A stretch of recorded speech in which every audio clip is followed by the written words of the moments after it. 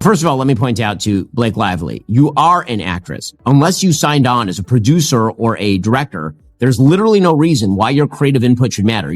Blake Lively believed she had everything firmly under control, confident that the situation would quietly fade away.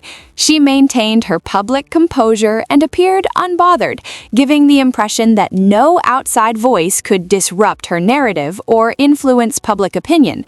That confidence, however, was shaken when Ben Shapiro stepped into the conversation. His involvement shifted the tone instantly, turning what seemed like a manageable issue into a much louder and more polarizing debate. With his sharp commentary and massive audience, the situation escalated faster than Blake likely expected, pushing the controversy into an entirely new spotlight. People like this movie. Some people are stupid. This movie is bad. It all began quietly enough, but things soon spiraled out of control. Blake Lively landed a role in the movie It Ends With Us, directed by Justin Baldoni, and at first, everything seemed normal. Fans and insiders were excited, expecting a smooth collaboration between the star and the director. However, the situation quickly turned messy. Rumors started circulating that Blake was trying to take over the production, allegedly rewriting scenes, even though she wasn't officially a producer. Her involvement in the creative process sparked whispers of tension on set, and what should have been a routine film shoot began to attract unwanted drama. Show up and look cute and stand on a little pink sticker where I'm supposed to go and say what I'm supposed to say. But I also knew that that wasn't fulfilling for me, that I wanted to be a part of the storytelling, that I wanted to be a part of the narrative, whether that be in the writing, in the costume design, in creating the character. And sometimes I had directors or producers or writers who would welcome that and invite that once they saw that I was able to offer that. And sometimes I would have people who really resented that because they were like, we just hired you. The clip immediately grabbed attention, sparking conversations across social media and entertainment circles. Fans dissected every second, debating what it really meant and who was involved, and the buzz only kept growing. Then things escalated further when a lawsuit entered the picture. That's when Ben Shapiro jumped in, adding his commentary and amplifying the controversy to an even wider audience.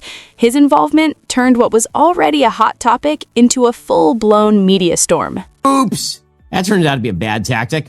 As I've said before, my first advice as a lawyer to all possible clients, don't do criming on tape. Criming on tape is stupid and bad, and don't... Ben Shapiro didn't hold anything back. He openly roasted Blake over that clip where she mentioned manipulating people on set, leaving no room for sugarcoating.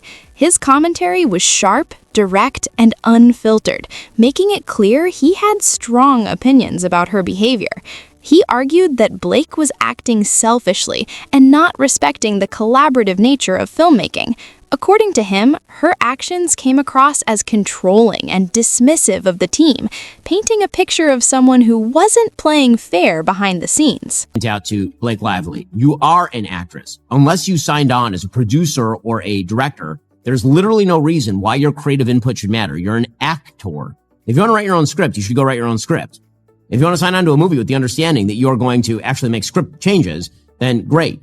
But if the idea is that you sign on as an actor and then you turn around and try to take control of the script... That moment was brutal, but things quickly got even messier. Justin Baldoni's team started releasing a flood of evidence, screenshots, texts, emails, and even voice clips, turning the controversy into a full-blown public spectacle. Amid all the chaos, one line in particular stood out, capturing everyone's attention and fueling even more debate. Allegedly. If you ever get around to watching Game of Thrones, you'll appreciate that I'm Khaleesi, and like her, I happen to have a few dragons. So really, we all benefit from those gorgeous monsters of mine. You will too. Blake actually sent that text to Baldoni, mentioning Ryan Reynolds and Taylor Swift, which immediately caught attention. And of course, Ben Shapiro had plenty to say about it. In a separate interview, a reporter asked Blake how fans should approach her regarding serious mental health topics, especially since the movie was centered on mental health struggles. Her response sparked even more discussion, as people debated whether her advice matched the film's sensitive subject matter. Most of us, if we're lucky enough to run into a celebrity in public, we only have a few moments to maybe speak with you guys. But for people who see this movie, who relate to the topics of this movie on a deeply personal level, they're really going to want to talk to you. This movie is going to affect people, and they're going to want to tell you about their lives. So if someone understands the themes of this movie, comes across you in public, and they want to really talk to you, what's the best way for them to be able to talk to you about this? How would you recommend they go about it? Like asking for like my address or my phone number or like my location share. Or I could just location share you, and then we could, I'm just curious about social security number. I'm a Virgo, so I'm like, are we talking logistics? Are we talking? That moment hit hard, leaving even Blake's supporters baffled. Then Shapiro called her actions tone-deaf, accusing her of turning the entire press tour into a self-centered spectacle. Things escalated when Blake filed a complaint against Baldoni's studio, claiming harassment and retaliation, even alleging that someone had walked in on her while she was breastfeeding. The New York Times published a major piece supporting Blake, but Baldoni's team fought back with undeniable evidence. Unsurprisingly, Ben Shapiro didn't hold back and went off again, amplifying the drama even further. Many of these accusations are taken wildly out of context. And because you hear that, initially you're going to be sympathetic to the actress who's accusing and director of that sort of. He explained why the breastfeeding claim didn't hold up, pointing out that Blake had actually invited Baldoni into the trailer while she was breastfeeding. According to him, this undermined her allegation and made the situation appear far less serious than she had portrayed. Lively had established early on that it was acceptable to be present while Lively was breastfeeding. Both Heath and Baldoni have children and are comfortable around breastfeeding mothers, and Lively seemed equally comfortable. In fact, Baldoni's wife co-founded a company that made a breastfeeding garment. Notably, breastfeeding was an activity that she often conducted openly in the presence of Heath and... Everything in the texts painted a rough picture for Blake's case.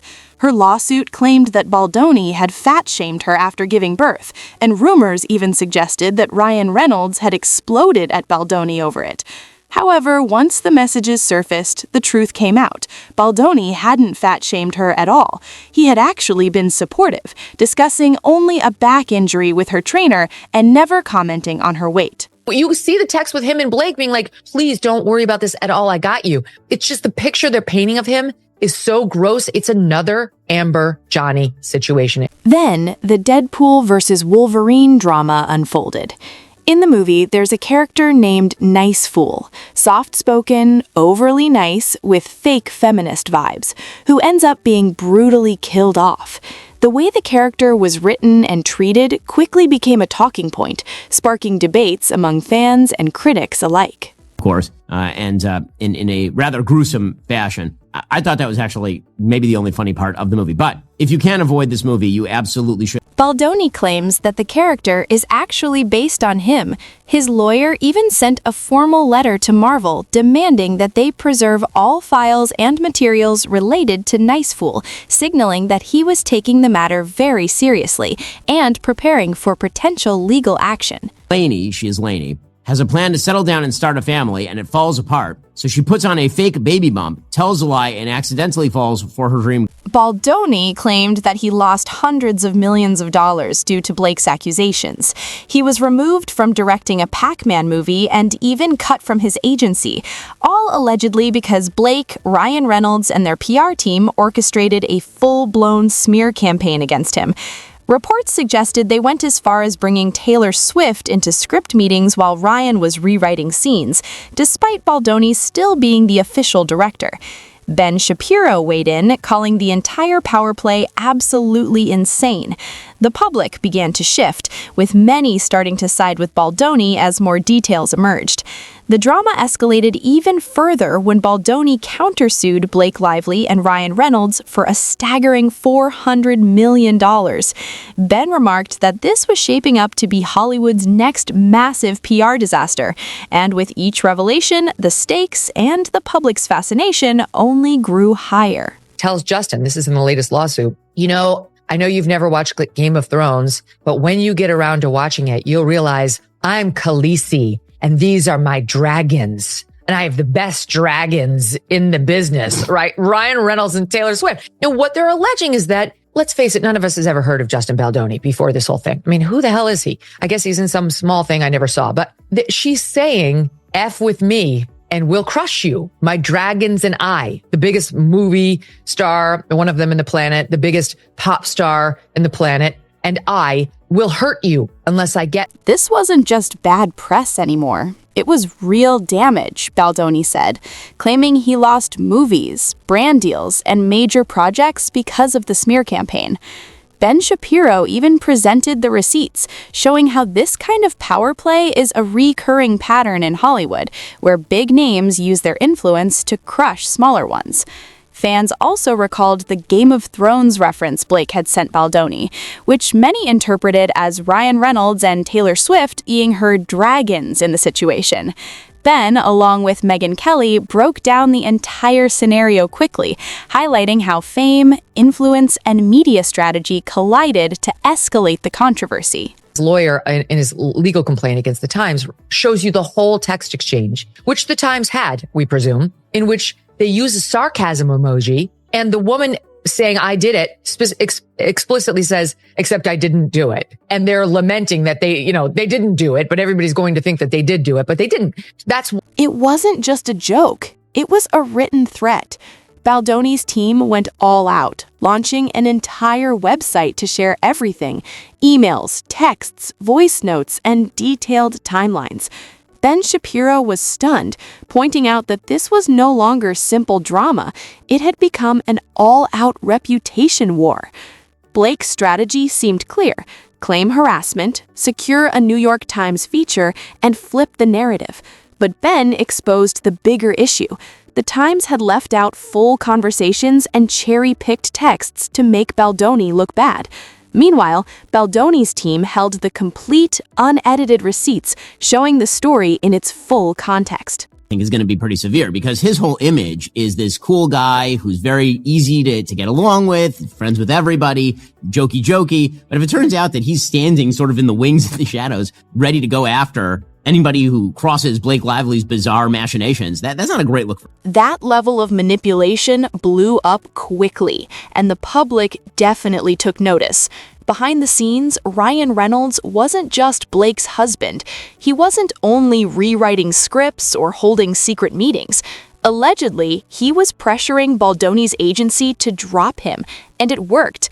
WM Agency cut ties with Baldoni. Ben Shapiro didn't hold back, calling out Ryan's actions.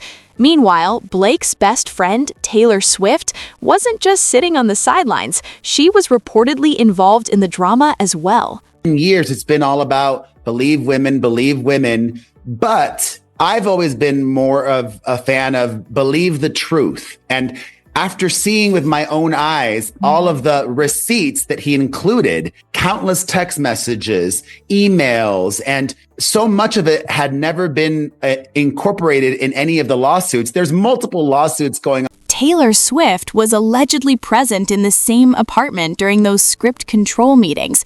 Ben Shapiro didn't comment much on her involvement, but Baldoni's legal team left the door open. When asked if Taylor might be deposed, Baldoni's lawyer stated, "Any person with relevant information will be deposed." In other words, Taylor Swift could potentially be pulled into court, and if that happens, the story could blow up even bigger. Ben also highlighted a major point. Blake's accusations dominated the headlines instantly, while Baldoni's side received little attention. Why? Because it doesn't fit the usual Hollywood narrative. Powerful women bullying lesser-known men isn't exactly the story the media wants to tell.